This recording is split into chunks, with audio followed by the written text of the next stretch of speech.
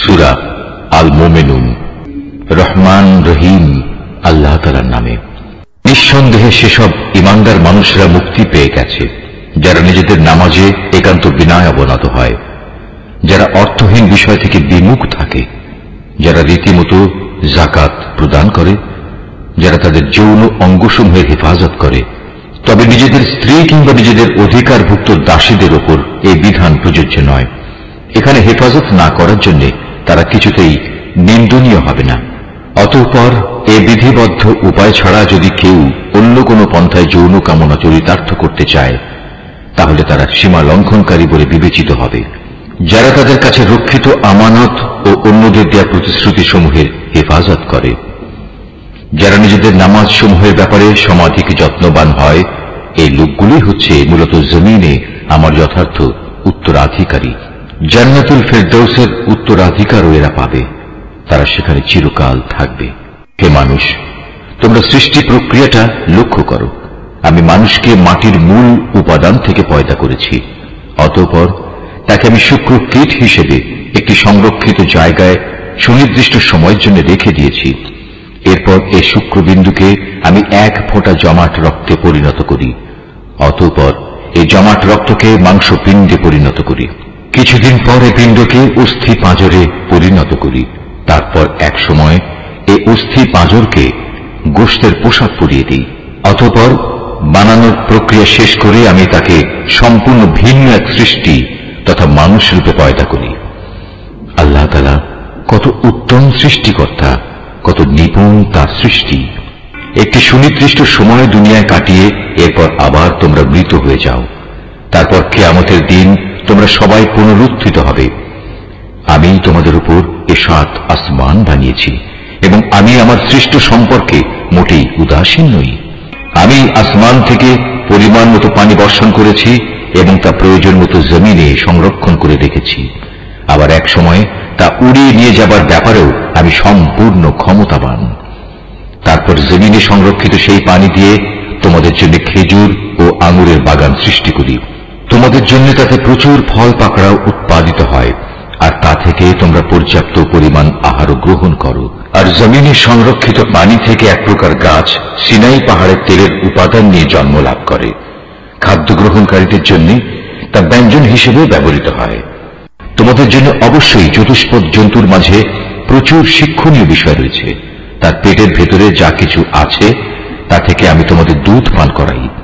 এছাড়াও তোমাদের জন্য তাতে আরো অনেক উপকারিতা রয়েছে। তার গোশত থেকে তোমরা আহারও করো। আবার কিছু আছে তার উপর তোমরা বাহন হিসেবে সওয়ার হও। অবশ্য জলযানেও তোমাদের আরোহণ করানো হয়। অবশ্যই আমি নূহকে তার জাতির কাছে হেদায়েত নিয়ে পাঠিয়েছিলাম। সে তার জাতিকে বলেছিল, হে আমার জাতি, তোমরা ইবাদত করো একমাত্র আল্লাহ তাআলার। তিনি ছাড়া তোমাদের দ্বিতীয় কোনো মাবুদ নেই। তোমরা কি তাকে ভয় করবে না? তখন তার জাতির মোড়লরা, যারা তার আগে থেকে কুফরি করছিল, একথা শুনে অন্যদের বলল, এ ব্যক্তি তো তোমাদের মতো একজন মানুষ।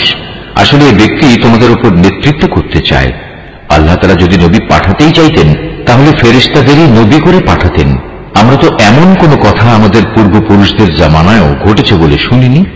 মূলত এ মানুষটি এমন যার মধ্যে মনে হয় কিছু পাগলামি এসে গেছে।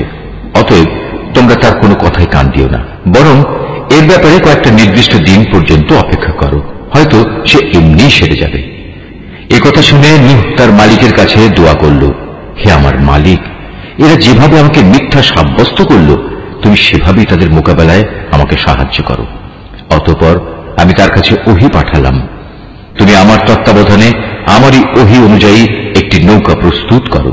তারপর যখন আমার আযাবের আদেশ আসবে এবং জমিনের চুল্লি প্লাবিত হয়ে যাবে, তখন সব কিছু থেকে এক এক জোড়া নৌকায় উঠিয়ে নাও। তোমার পরিবার পরিজনদের উঠিয়ে নেবে, তবে তাদের মধ্যে যার ব্যাপারে আল্লাহ তাআলা সিদ্ধান্ত এসে গেছে সে ছাড়া। দেখো, যারা জুলুম করেছে তাদের ব্যাপারে আমার কাছে কোনো আরজি পেশ করো না, কেননা মহাপ্লাবনে আজ তারা নিমজ্জিত হবেই। তারপর যখন তুমি এবং তোমার সাথীরা নৌকায় আরোহণ করবে, তখন শুধু বলবে, সমস্ত প্রশংসা আল্লাহ তাআলার জন্য, যিনি আমাদের একটি অত্যাচারী জাতি থেকে উদ্ধার করেছেন। তুমি নৌকায় উঠে বলো, হে আমার মালিক, তুমি আমাকে জমিনের কোথাও বরকতের সাথে নামিয়ে দাও, একমাত্র তুমিই পারো আমাকে শান্তির সাথে কোথাও নামিয়ে দিতে। নিঃসন্দেহে এই কাহিনীর মধ্যে আমার কুদরতের নিদর্শন রয়েছে। তাছাড়া মানুষদের পরীক্ষা তো আমি সব সময়ই নিয়ে থাকি।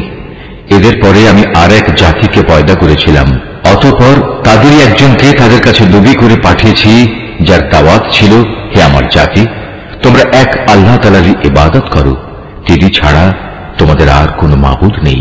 তোমরা নূহের জাতির ভয়াবহ আযাব দেখেও কি সাবধান হবে না?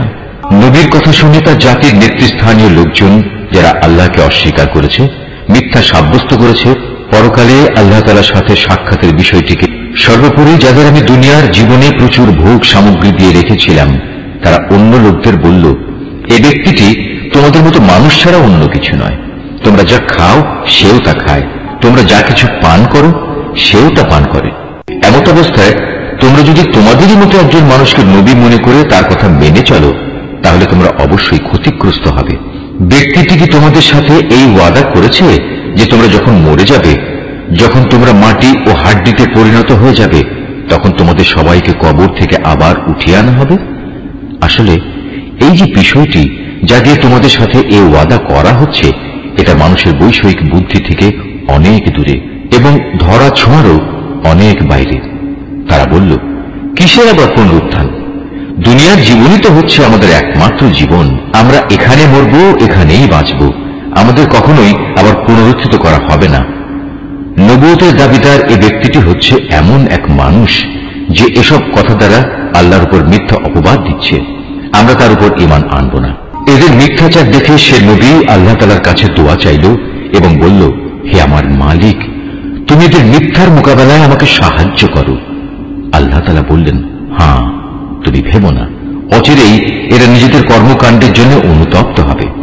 অতঃপর সত্যি সত্যি একদিন আমার এক মহাতাণ্ডব এসে তাদের উপর মরণ আঘাত আনল এবং আমি মুহূর্তের মধ্যে তাদের সবাইকে তরঙ্গ তাড়িত আবর্জনা স্তূপ সদৃশ্য বস্তুতে পরিণত করে দিলাম। অতঃপর সবাই বলে উঠল, আল্লাহর গজব নাজিল হোক জালেম সম্প্রদায়ের উপর। আমি তাদের ধ্বংসের পর আরো অনেক জাতিকেই সৃষ্টি করেছি। কোন জাতি তার দুনিয়ায় বাঁচার নির্দিষ্ট কাল যেমন ত্বরান্বিত করতে পারেনি, তেমনি সময় এসে গেলে তা কেউ বিলম্বিত করতে পারেনি। অতঃপর দুনিয়ার জাতিসমূহের কাছে আমি একের পর এক রসুল পাঠিয়েছি। যখনই কোনো জাতির কাছে তার প্রতি পাঠানো আমার রসুল এসেছে, তখনই তাকে তারা মিথ্যাবাদী বলেছে। অতঃপর আমিও ধ্বংস করার জন্য তাদের এক একজনকে এক একজনের পেছনে ক্রমিক নম্বর লাগিয়ে দিয়েছি। এভাবেই আমি তাদের একদিন ইতিহাসের কাহিনীর বিষয়েও পরিণত করেছি। বিধ্বংস হোক সে জাতি যারা আল্লাহ তাআলার উপর ঈমান আনেনি। তারপর আমি এক সময় আমার আয়াতসমূহ ও সুস্পষ্ট দলিল প্রমাণ দিয়ে মুসা এবং তার ভাই হারুনকে পাঠিয়েছি। তাদের আমি পাঠিয়েছি ফেরাউন ও তার পারিষদদের কাছে, কিন্তু তারা তাদের মেনে নেয়ার বদলে অহংকার করল। তারা ছিল স্পষ্টত একটি নাফরমান জাতি। তারা বলতে লাগলো, আমরা কি এমন দুজন মানুষের উপর ঈমান আনব যারা আমাদের মতোই মানুষ, অপরদিকে তাদের জাতীয় হচ্ছে আমাদের সেবাদাস? তারা তাদের উভয়কে মিথ্যাবাদী বলল। ফল এই দাঁড়ালো, তারা ধ্বংসপ্রাপ্ত মানুষদের দলভুক্ত হয়ে গেল। আমি মুসাকে আমার কিতাব দান করেছি যেন লোকেরা তা থেকে হেদায়েত লাভ করতে পারে। এভাবেই আমি মারিয়াম পুত্র ঈসা ও তার মাকে আমার কুদরতের নিদর্শন বানিয়েছি এবং তাদের এক নিরাপদ ও প্রশ্রবণ বিশিষ্ট উচ্চ ভূমিতে আমি আশ্রয় দিয়েছি। হে আমার রাসূলরা, তোমরা পাক পবিত্র জিনিসসমূহ খাও, হামেশা নেক আমল করো, কেননা তোমরা যা কিছু করো সে সম্পর্কে আমি সবিশেষ অবহিত আছি। এই যে তোমাদের জাতি, তা কিন্তু দিনের বন্ধনে একই জাতি, আর আমি হচ্ছি তোমাদের একমাত্র মালিক। অতএব তোমরা আমাকেই ভয় করো। কিন্তু লোকেরা নিজেদের মাঝে এই মৌলিক বিষয়টাকে বহুধা বিভক্ত করে দিয়েছে, আর প্রত্যেক দলের কাছে যা কিছু আছে তা নিয়েই তারা পরিতুষ্ট। অতএব হে নবী, তুমি তাদের একটা সুনির্দিষ্ট সময়ের জন্য নিজ নিজ বিভ্রান্তিতে পড়ে থাকার জন্য ছেড়ে দাও। তারা কি এটা ধরে নিয়েছে আমি তাদের যে ধন সম্পদ ও সন্তান সন্ততি দিয়ে সাহায্য করছি এবং তার অর্থ এই যে আমি সব সময় তাদের জন্য সকল প্রকার কল্যাণ ত্বরান্বিত করে যাব? না, আসলে তা নয়। কিন্তু এরা তো সে সম্পর্কে কিছুই বোঝে না। যারা নিজেদের মালিকের ভয়ে সদা ভীত সন্ত্রস্ত থাকে, যারা তাদের মালিকের নাজিল করা আয়াতসমূহের উপর ঈমান আনে, যারা তাদের মালিকের মালিকানার সাথে অন্য কাউকে শরীক করে না, যারা তার পথে যা কিছু দিতে পারে মুক্ত হস্তে দান করে, তারপরেও তাদের মন ভীত কম্পিত থাকে, তাদের একদিন তাদের মালিকের কাছে ফিরে যেতে হবে। সত্যিকার অর্থে এটাই হচ্ছে সেসব মানুষ যারা নেকির কাজে সদা তৎপর, উপরন্তু তারা সবার চাইতে অগ্রগামীও। আমি কারো উপরে তার সাধ্যাত্মিক বোঝা চাপাই না। প্রত্যেক মানুষের আমল সংক্রান্ত একটি গ্রন্থ আমার কাছে সংরক্ষিত আছে, যা তাদের অবস্থা ঠিক ঠিক বলে দেবে, আর এই ব্যবস্থাপনায় তাদের উপর কোনো জুলুম করা হবে না, বরং তাদের অন্তর এ বিষয়ে আধারে আচ্ছন্ন হয়ে আছে। এছাড়াও তাদের জীবনে আরো বহুতর খারাপ কাজ আছে যা তারা সব সময় করে থাকে। এরা এসব কাজ থেকে কখনো ফিরে আসে না যতক্ষণ না আমি তাদের ঐশ্বর্যশীল লোকদের শাস্তি দ্বারা আঘাত করি। তখন তারা সাথে সাথেই আর্তনাদ করে ওঠে। তখন বলা হবে, আজ আর আর্তনাদ করো না, তোমাদের আমার পক্ষ থেকে কোনো সাহায্য করা হবে না। যখন আমার আয়াতসমূহ তোমাদের সামনে পড়ে পড়ে শোনানো হতো, তখন তোমরা আমার নবীদের আওয়াজ শোনা মাত্রই উল্টো দিকে সরে পড়তে নেহায়েত দম্ভ পরে নিজেদের মজলিসে গিয়ে অর্থহীন গল্পগুজব জুড়ে দিতে। এরা এই কালাম কোরআনের উপর কি চিন্তা ভাবনা করে না? কিংবা তাদের কাছে নতুন কিছু একটা এসেছে যা তাদের বাপ দাদাদের কাছে আসেনি? অথবা তারা কি তাদের রসুলকে চিনতে পারেনি যে জন্যে তারা তাকে অস্বীকার করছে? কিংবা তারা কি একথা বলে তার সাথে কোন রকম পাগলামি রয়েছে? বরং আসল কথা হচ্ছে, রসুল তাদের কাছে সত্য নিয়ে হাজির হয়েছে এবং তাদের অধিকাংশ লোকই এ সত্যকে অপছন্দ করে। যদি এমন হতো সত্য তাদের ইচ্ছা আকাঙ্ক্ষার অনুগামী হয়ে যেত, তাহলে আসমান সমূহ ও জমিন এবং আরো যা কিছু এই উভয়ের মাঝে আছে তার গোটা ব্যবস্থাপনা কবেই ভেঙে বিশৃঙ্খল হয়ে পড়ত। পক্ষান্তরে আমি তাদের কাছে তাদের নিজেদের কাহিনী নিয়ে এসেছি, কিন্তু আশ্চর্য, তারা এখন তাদের নিজেদের কথাবার্তা থেকেই মুখ ফিরিয়ে নিচ্ছে। হে নবী, তবে কি এরা মনে করে তুমি এদের কাছে দিন পৌঁছানোর জন্য কোন রকম পারিশ্রমিক দাবি করছো, অথচ তোমার মালিকের দেয়া পারিশ্রমিক এদের পার্থিব পারিশ্রমিকের তুলনায় অনেক উৎকৃষ্ট, আর তিনি তো হচ্ছেন সর্বোত্তম রিজিক দাতা। তুমি তো তাদের সঠিক পথের দিকেই আহ্বান করছো। অবশ্য যারা আখিরাতের উপর ঈমান আনে না, তারাই কেবল হেদায়েতের সঠিক পথ থেকে বিচ্যুত হয়ে যাচ্ছে। আজ যদি আমি এদের উপর দয়া করি এবং যে বিপদ মুসিবত তাদের উপর আপতিত হয়েছে তা যদি দূর করে দিই, তাহলেও এরা নিজেদের নাফরমানিতে শক্তভাবে বিভ্রান্ত হয়ে পড়বে। আমি এদের কঠোর আযাব দ্বারা পাকড়াও করলাম, তারপরও এরা নিজেদের মালিকের প্রতি নত হল না এবং কখনো এরা কাতর প্রার্থনাটুকু পর্যন্ত আমার কাছে পেশ করল না। অতঃপর যখন সত্যি আমি এদের উপর কঠোর আযাবের দুয়ার খুলে দেব, তখন তুমি দেখবে এরা হতাশ হয়ে পড়ছে। হে মানুষ, তিনি আল্লাহ তাআলা, যিনি তোমাদের শোনার জন্য কান, দেখার জন্য চোখ ও চিন্তা গবেষণা করার জন্য একটি মন দিয়েছেন, কিন্তু তারা এসব দানের শকর খুব অল্পই আদায় করে। তিনি তোমাদের সৃষ্টি করে জমিনে তোমাদের বংশ বিস্তার করে চারিদিকে ছড়িয়ে রেখেছেন। একদিন তোমাদের সবাইকে আবার তার কাছেই একত্রিত করা হবে। তিনি তোমাদের জীবন দান করেন, তিনি তোমাদের মৃত্যু ঘটান। রাত দিনের আবর্তন তার ইচ্ছায় সংঘটিত হয়। এত সব কিছু দেখেও তোমরা কি সত্য অনুধাবন করবে না? নবীদের সামনে এরাও কিন্তু সে ধরনের অর্থহীন কথাই বলে, যেমনি করে তাদের আগের লোকেরা বলেছে। তারা বলেছিল, আমরা যখন মরে যাব, আমরা যখন মাটি ও হাড্ডিতে পরিণত হয়ে যাব, তখন কি আমরা পুনরুত্থিত হব? তারা বলে, আসলে এভাবেই আমাদের ও আমাদের পূর্ববর্তী লোকদের পুনরুত্থানের ওয়াদা দিয়ে আসা হচ্ছে, মৃত্যুর পর আবার জীবন লাভের। এ কথাগুলো অতীতের দিনের উপকথা ব্যতীত আর কিছুই নয়। হে নবী, এদের জিজ্ঞেস করো, যদি তোমরা জানো তাহলে বলো, এই জমিনে এবং এখানে যা কিছু সৃষ্টি আছে তা কার মালিকানাধীন? ওরা বলবে, হ্যাঁ, সবকিছুই আল্লাহর। তুমি বলো, এর পরেও তোমরা কি চিন্তা ভাবনা করবে না? তুমি এদের আরো জিজ্ঞেস করো, এ সাত আসমান ও মহান আরশের অধিপতি কে? ওরা জবাব দেবে, এ সবকিছুই আল্লাহর। তুমি বলো, তারপরেও তোমরা কি আল্লাহকে ভয় করবে না? তুমি আবারও জিজ্ঞেস করো, যদি তোমরা সত্যি সত্যি জানো তাহলে বলো, কার হাতে রয়েছে আসমান জমিন সবকিছুর একক কর্তৃত্ব? হ্যাঁ, তিনি যাকে ইচ্ছা তাকেই পানা দেন। কিন্তু তার বিরুদ্ধে কেউ কাউকে পানা দিতে পারে না, ওরা আবারও সাথে সাথে বলবে, হ্যাঁ, মহান আল্লাহ তাআলার। তুমি বলো, এ সত্ত্বেও তোমরা কেমন করে বিভ্রান্ত হচ্ছ? আসলে আমি তো সত্য কথা এদের কাছে পৌঁছে দিয়েছিলাম, কিন্তু এরা সবাই মিথ্যাবাদী। আল্লাহ তাআলা কাউকেই সন্তান হিসেবে গ্রহণ করেননি, না তার সাথে অন্য কোনো মাবুদ রয়েছে।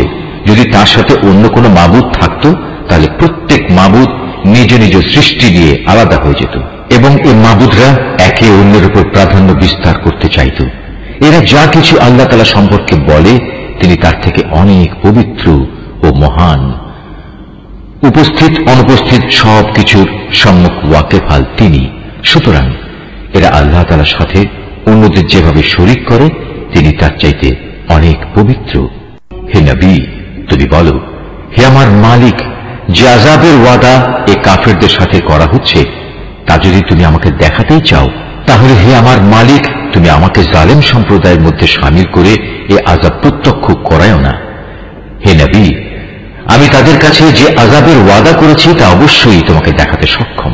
হে নবী, তারা তোমার সাথে কোনো খারাপ ব্যবহার করলে তুমি এমন পন্থায় তা দূর করার চেষ্টা করো যা হবে নিতান্ত উত্তম পন্থা। আমি তো ভালো করেই জানি ওরা তোমার ব্যাপারে কি বলে। সে ব্যাপারে উদ্বিগ্ন না হয়ে তুমি বরং বলো, হে আমার মালিক, শয়তানদের যাবতীয় ওয়াসওয়াসা থেকে আমি তোমার পানা চাই। আরো বলো, হে আমার মালিক, আমি এ থেকেও তোমার পানা চাই যে শয়তান আমার ধারে কাছেও ঘেঁষবে না। এমনকি এ অবস্থায় যখন এদের কারো মৃত্যু এসে হাজির হবে, তখন সে বলবে, হে আমার মালিক, তুমি আমাকে আরেকবার পৃথিবীতে ফেরত পাঠাও, যাতে করে সেখানে গিয়ে এমন কিছু নেক কাজ আমি করে আসতে পারি যা আমি আগে ছেড়ে এসেছি। তখন বলা হবে, না, তা কখনো হবার নয়। মূলত সেটা হচ্ছে এক অসম্ভব কথা, যা সে শুধু বলার জন্যই বলবে। এই মৃত ব্যক্তিদের সামনে একটি জবনিকা তাদের আড়াল করে রাখবে সেদিন পর্যন্ত, যেদিন তারা কবর থেকে পুনরুত্থিত হবে। অতঃপর যেদিন সিনায় ফু দেওয়া হবে, সেদিন মানুষ এমনই দিশেহারা হয়ে পড়বে যে তাদের মধ্যে আত্মীয়তার বন্ধন বলতে কিছুই অবশিষ্ট থাকবে না, না তারা একজন আরেকজনকে কিছু একটা জিজ্ঞেস করতে যাবে। অতএব সেদিন যাদের নেকির পাল্লা ভারী হবে, তারাই হবে সেসব মানুষ যারা মুক্তিপ্রাপ্ত, আর যাদের নেকির পাল্লা হালকা হবে, তারা হবে সেসব ব্যর্থ মানুষ যারা নিজেদের জীবন মিথ্যার পিছনে বিনষ্ট করে দিয়েছে। তারা জাহান্নামে থাকবে চিরকাল।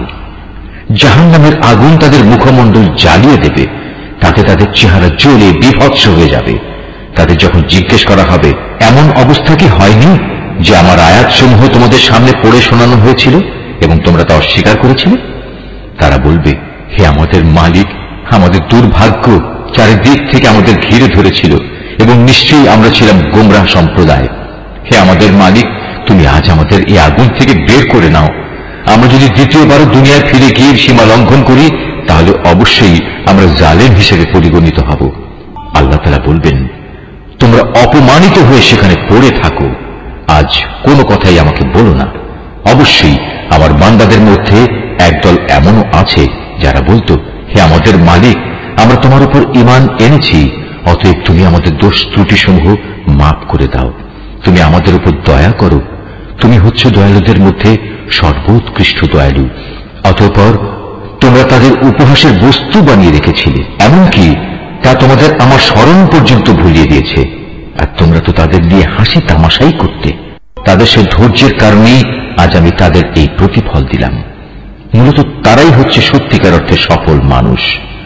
আল্লাহ তাআলা বলবেন, বলতো তোমরা পৃথিবীতে কত বছর কাটিয়ে এসেছ?